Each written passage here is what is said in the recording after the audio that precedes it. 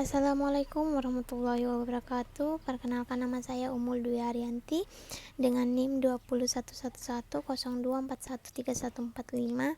Saya dari Prodi S1 Kesehatan kelas 3H.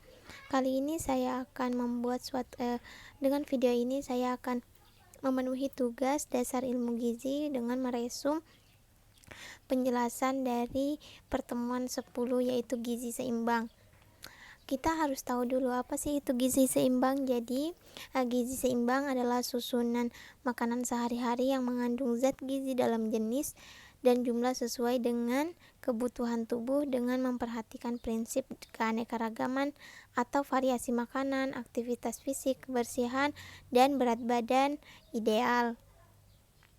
Di Indonesia sendiri itu terdapat tumpeng, pedoman gizi seimbang Indonesia dengan tumpeng. Nah, pada tingkat pertama atau tingkat paling dasar itu adalah menjaga berat badan ideal dan rutin berolahraga. Jadi kedua unsur tersebut sangat mempengaruhi kualitas hidup sehat kita ya.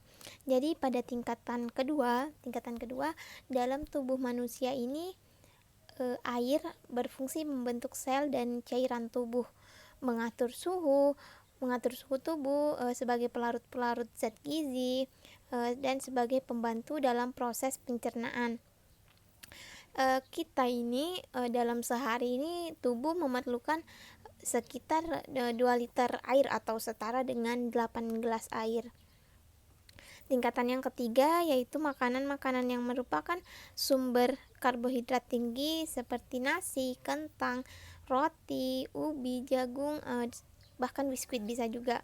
Makanan-makanan ini biasanya disebut dengan makanan-makanan pokok yang biasa dikonsumsi 3 hingga 8 porsi dalam sehari. Tingkatan keempat yaitu sayur-sayuran dan buah-buahan. Sayur-sayuran dan buah-buahan ini merupakan mineral, sumber serat maupun vitamin.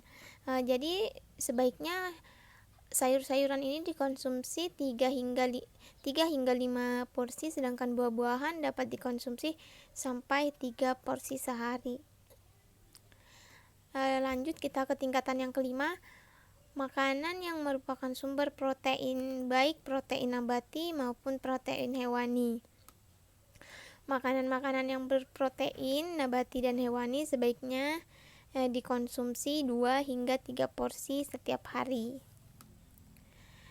Jadi ini tingkatan yang puncak. Tingkatan puncak ini, posisi puncak merupakan makanan-makanan yang tingkat konsumsinya harus dibatasi. Jadi tingkatan puncak ini harus dibatasi dikonsumsinya karena kebutuhan makanan-makanan tersebut sangat rendah.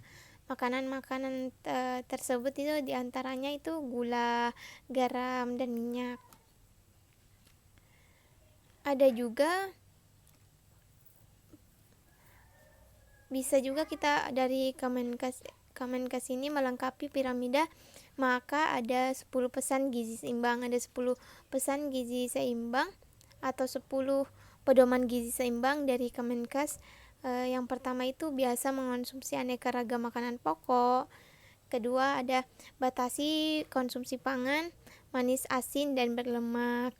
Ada juga lakukan aktivitas fisik yang cukup dan pertahankan berat badan ideal.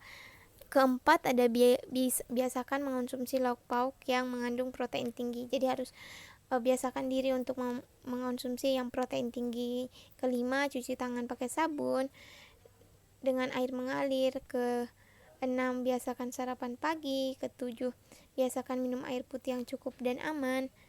8, banyak makan buah dan sayur. 9, biasakan membaca label kemasan pangan. Dan yang terakhir, syukuri dan nikmati aneka ragam makanan. Manfaat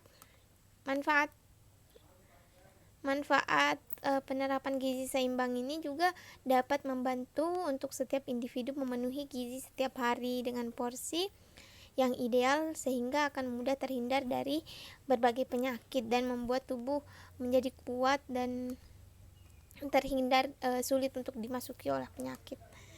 Mungkin itu yang bisa saya sampaikan. dan saya rangkum dari pertemuan 10 gizi seimbang. Kurang lebihnya saya mohon maaf.